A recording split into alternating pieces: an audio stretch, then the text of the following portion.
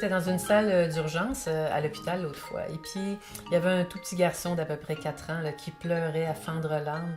Je ne sais pas si c'était de douleur ou de chagrin, un mélange des deux. Mais c'était vraiment terrible. Et puis, pas loin, quelques rangées à côté, il y avait un autre petit garçon qui s'appelle Mathias et qui avait à peu près 6 ans, je pense. Et son toutou de lapin, en lapin, dans ses bras. Et puis clairement, Mathias regardait le plus jeune qui pleurait, puis il était touché par ça. On le voyait sur son visage. Il y avait du chagrin, que le petit ait du chagrin. Et puis au bout de peut-être 10 minutes, il a fini par se glisser les fesses de la chaise, se lever, marcher vers le petit garçon, puis lui donner son toutou en lapin.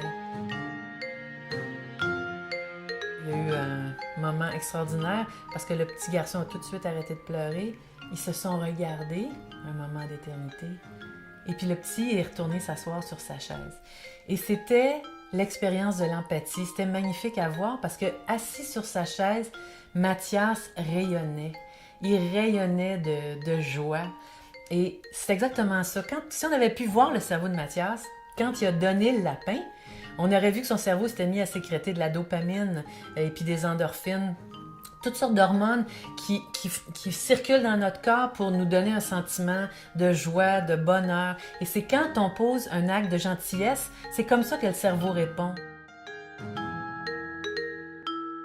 Et puis quand il est retourné sur sa chaise, là, personne ne l'a couvert d'éloges.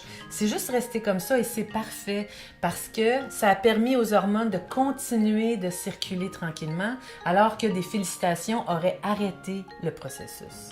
Imaginez-vous, là, si on se lâchait lousse, là, on serait tous sur la dopamine là, et ce serait le paradis sur Terre.